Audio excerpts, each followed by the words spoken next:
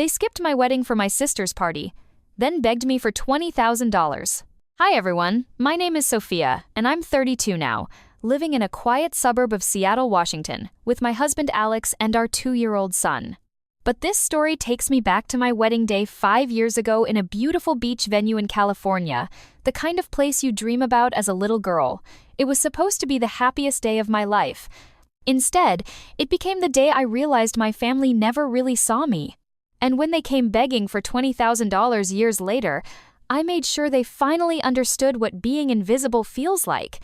I grew up in a mid-sized town in Ohio.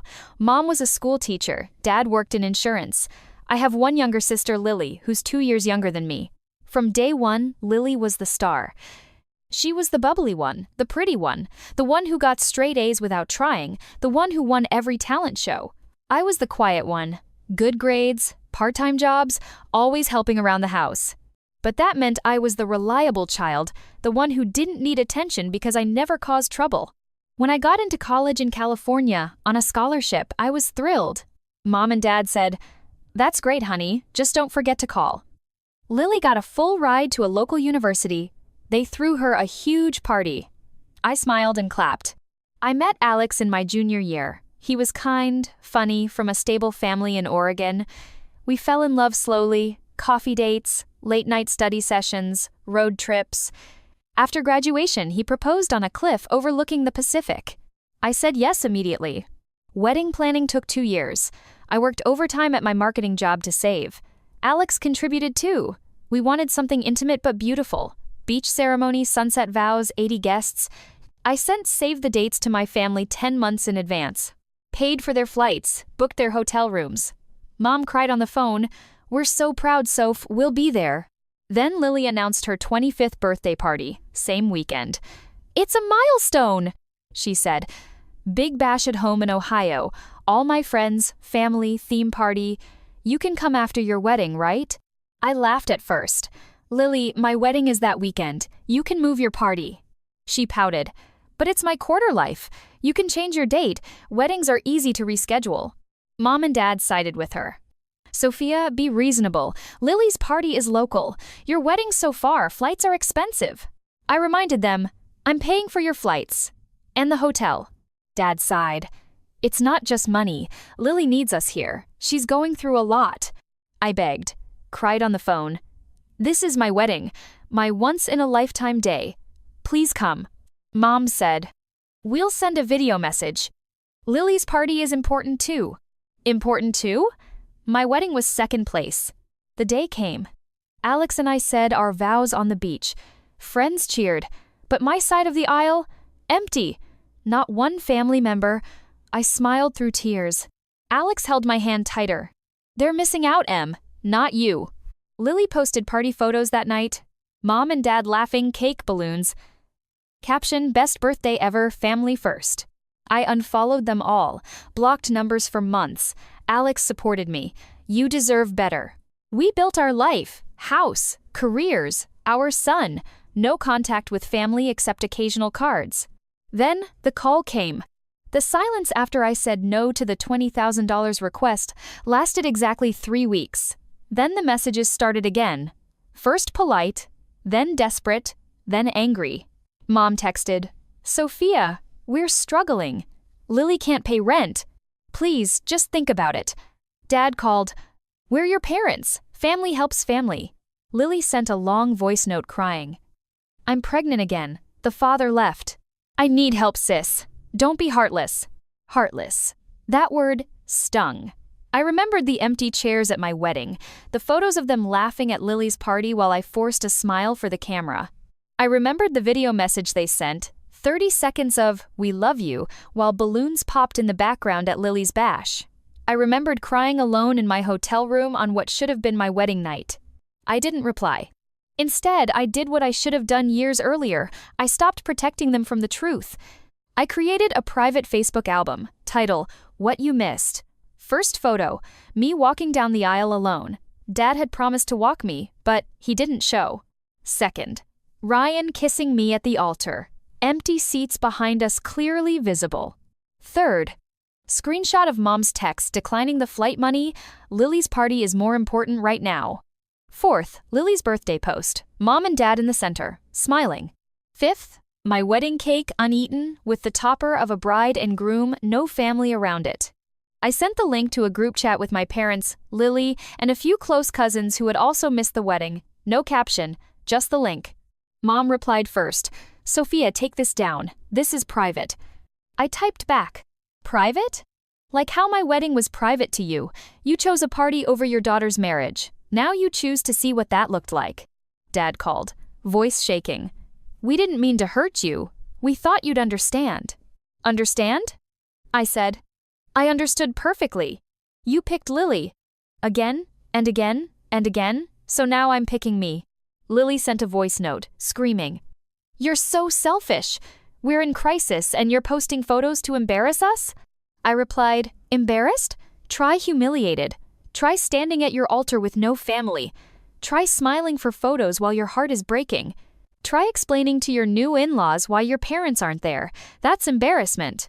The group chat exploded. Cousins took my side. One wrote, "I always wondered why you weren't at Sophia's wedding. Now I know. Shame on you all." Mom tried calling again. I didn't pick up.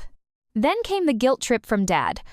"We're getting old. Health isn't good. Lily's baby is coming. $20,000 is nothing compared to family." I finally responded. One message to all of them: "You had your chance to be family on my wedding day. You chose not to. Now I choose not to be your ATM. Good luck." I blocked them. For the first time in years, the silence was mine, and it felt powerful. The silence after I blocked them felt like freedom at first. No more guilt trips, no more family first lectures, no more reminders that I was always second choice. I focused on my life, Alex, our son, my job. I stopped checking their social media, stopped wondering if they missed me. I built walls, and they were high. But walls don't stop everything. 3 months later, a certified letter arrived. From Dad. I opened it with shaking hands. Inside, a handwritten note on lined paper. "Sophia, we're in trouble. Lily's business collapsed. Bad investments, debts. Your mom's health is failing. Heart condition. Medical bills are $18,000 already. We need $20,000 to keep the house. We know we hurt you. We were wrong, but we're your parents. Please. Love, Dad." I stared at the letter for a long time. Then I called my lawyer friend in Seattle. "Statute of limitations on emotional damage?" I asked, half joking. She laughed. "Not really, but you could sue for the emotional distress if you wanted to push it, or just ignore them." I chose ignore, but Lily didn't. She showed up at my door unannounced, 2 weeks later, pregnant again, second baby on the way, eyes red from crying. "Sis, please, I know I was awful, I was jealous, I was selfish, but my baby, we're losing everything." I stood in the doorway. "You lost me when you chose a party over my wedding." She sobbed. "I was 25. Immature, I didn't understand." "You understood enough to post photos smiling while I cried alone." She dropped to her knees on my porch. "I'll do anything, I'll apologize publicly, I'll pay you back, just help." Alex came to the door. "Lauren, close it." I did, softly. She cried outside for 20 minutes, then left. That night, I couldn't sleep. Alex held me. "You don't owe them." "I know," I whispered, "but it hurts." The next day, I made a decision. I created a GoFundMe. Title: Help a Family After Years of Favoritism and Broken Promises. Description: My parents and sister chose my sister's birthday party over my wedding. They skipped my biggest day. Now they need $20,000 for medical bills and debt. I'm not giving it directly, but if you feel generous, help them. Because family should show up even when it's inconvenient. I linked proof. Screenshots of their texts declining the wedding invite, Lily's party photos, Mom's health bills, blurred names. I didn't name them, but anyone who knew us would recognize. I shared it anonymously on local Facebook groups in Ohio. Family drama, help if you can. It spread. Fast. Within 48 hours, $22,000 raised. Strangers donated. Comments: "That's awful. Parents should prioritize both kids. Favoritism is toxic." Mom called. Number unblocked for one call. Sophia, the GoFundMe. Everyone knows. Good, I said. Now they know what it feels like to be exposed. She cried. We're humiliated. Welcome to my wedding day. Dad took the phone. We're sorry. We were wrong. Prove it, I said. Pay back every dollar you owe me for the wedding flights you never used. Then maybe we'll talk. They did. Wired $4,000, the exact amount I'd spent on their tickets and hotel. I accepted. Then blocked again. Lily texted from a new number. You won. I'm ruined. Happy? I replied once. I didn't ruin you. Your choices did. Good luck. Then silence. After the GoFundMe went viral locally and my family got the public humiliation they deserved, the silence from them was deafening. No more calls, no more texts, no more family-first guilt trips. For the first time in my life, I felt like I had the upper hand. I didn't celebrate it. I just breathed. Alex and I focused on our son. We took him to parks, beaches, family trips to California. We built memories that had nothing to do with Ohio or favoritism or birthday parties. We laughed more, slept better, loved deeper. But karma doesn't always stay quiet. 6 months later, another letter arrived, this time from Lily's lawyer. She was suing me for defamation and intentional infliction of emotional distress over the GoFundMe. Claimed I lied about the wedding, damaged her reputation, cost her job opportunities. I laughed when I read it, called my lawyer. She's suing me for telling the truth? My lawyer said, she has no case. The GoFundMe was factual. Screenshots, dates, everything verifiable. Plus, truth is a defense against defamation and emotional distress. She caused yours first. We countersued for harassment and the emotional damage from years of favoritism, including missing my wedding. Attached? Flight receipts I paid? Never reimbursed? Wedding photos with empty seats? Lily's party posts? Mom's text declining the invite. The case dragged for 8 months. Depositions. Emails. Witnesses. My cousins testified. Sophia invited us, paid for everything, they didn't show. Lily's friends admitted. She bragged about her party being more important. In the end, the judge dismissed her suit. Countersuit settled out of court.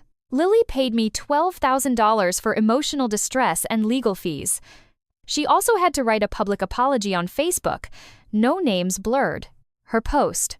I deeply regret missing my sister's wedding for my own birthday party. It was selfish and wrong. I hurt her deeply, and I'm sorry.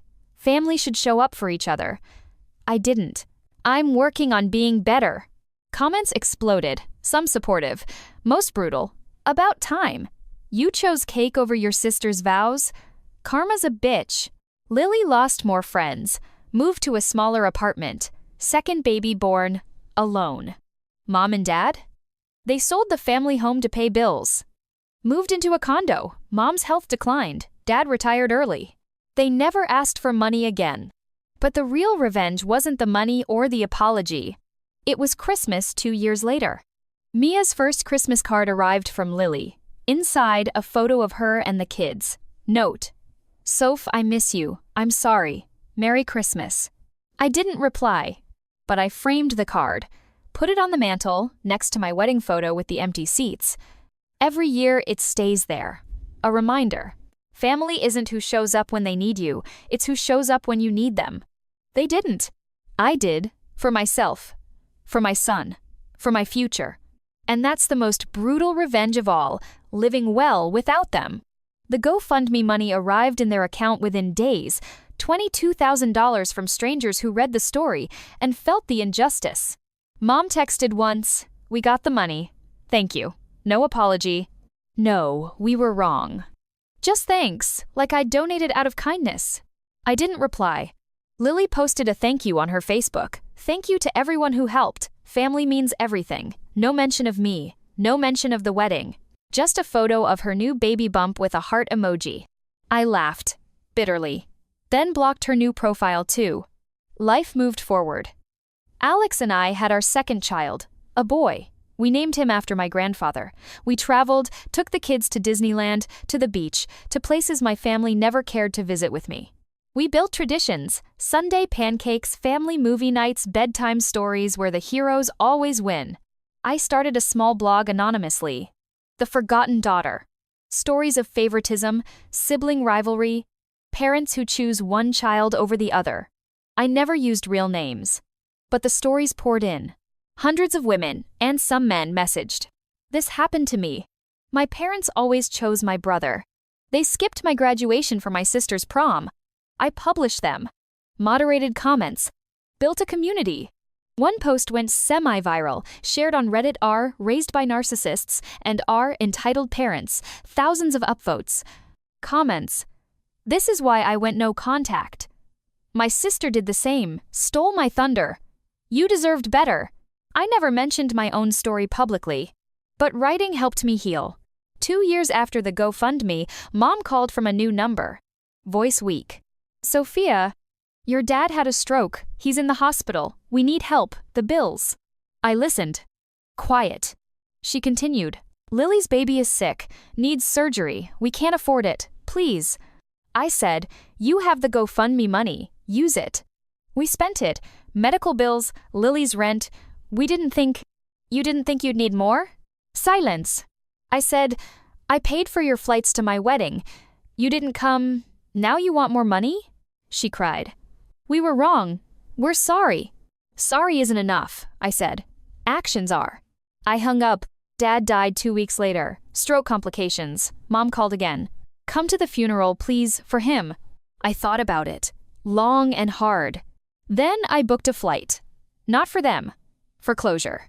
The funeral was small. Lily there, pregnant again. Mom frail, cousins awkward. I stood in the back, didn't speak to them. After, Mom approached. Thank you for coming. I looked at her. I came for Dad, not you. She nodded, tears. Lily tried. Sis, can we talk? No, I said. You made your choices. Live with them. I left. Flew home that night. At the airport, I got a text from Lily. I miss you. I'm sorry. I deleted it. Back home, Alex hugged me. You okay? I nodded. I am now. The revenge wasn't the money. It wasn't the exposure. It was choosing myself. Choosing peace. Choosing a life without their shadows. They begged. I said no. And in saying no, I finally said yes to me. The GoFundMe money kept their house from foreclosure, paid Dad's medical bills, and gave Lily a buffer for her second baby. They never said thank you again. No card, no call, just silence. And I was fine with that. Life moved on. Alex and I had our second child, a boy we named after my grandfather. We bought a bigger house in the suburbs. I started a small online business, custom wedding stationery, something creative that let me work from home. The irony wasn't lost on me, designing invitations for other people's happiest days while remembering the day mine was stolen. Mia grew up strong. She asked about Grandma and Grandpa sometimes. I told her the truth gently. They made choices that hurt Mommy a long time ago. We love them from far away. She accepted it. Kids do. 5 years after the GoFundMe, a package arrived at my door. No return address. Inside, a letter from Mom. Sophia, your dad passed last month. Quietly. He talked about you every day. He said he was sorry. He said he should have walked you down the aisle. He said he should have been there. I kept his wedding gift for you, the one he bought but never gave. It's in the box. We were wrong, all of us. Lily's doing better now. She's married, has 2 kids. She talks about you sometimes, says she misses her big sister. I don't expect forgiveness, but I needed you to know. We loved you. We just didn't show it right. Mom? Inside the box, a small velvet pouch. I opened it. A delicate gold necklace. A heart pendant with 3 tiny diamonds. One for each daughter, Dad always said. He'd bought it for my wedding. Never gave it. I held it, cried. For Dad. For what could have been. I didn't reply to Mom, but I wore the necklace. Every day. Lily messaged me 6 months later. New number. Sis, I saw Mom's letter went through. Dad's gone. I miss him. I miss you. Can we talk? I stared at the message for days. Then I replied, meet me at the park in Ohio. Neutral ground. No begging. No excuses. Just talk. She agreed. We met on a Sunday. Neutral park bench. She looked older, tired, but softer. She sat. I'm sorry. For everything. The party. The jealousy. The way I treated you. I listened. She continued. I was selfish. I thought the world revolved around me. I didn't see how much I hurt you. I see it now. My kids ask about Aunt Sophia. I tell them you're amazing. Strong. Kind. I asked, why now? Because Dad's gone, and I realized I don't want to lose you too. I looked at her. You already did. She cried. I know, but if you'll let me, I'd like to try again. Slowly. I thought about Dad's necklace around my neck, thought about forgiveness. I said, not yet. But maybe someday. Show me with actions, not words. She nodded. I will. We didn't hug, didn't promise, just sat in silence. She left first. I stayed, watched the sunset. Back home, Alex asked, how'd it go? I smiled. It's a start. Mia asked, did you see Aunt Lily? Yes, I said. And maybe one day you'll meet her. The revenge wasn't the money. It wasn't the exposure. It was choosing my own peace, choosing boundaries, choosing to let them feel the weight of their absence. They skipped my wedding. I skipped their drama. And in the end, I won the only thing that matters, my own happiness. Thanks for listening to my story. Wow. From empty wedding seats to $20,000 begging to quiet closure. What a ride. If this story made you angry, cheered you up, or hit too close to home, smash that subscribe button and turn on the bell for more insane family revenge, betrayal, and healing stories every week. Comment below and let's talk. Would you have given them the $20,000 after they skipped your wedding? What's the worst favoritism you've experienced in your family? Should family always come first, even when they don't show up? I read every single comment. Drop yours now.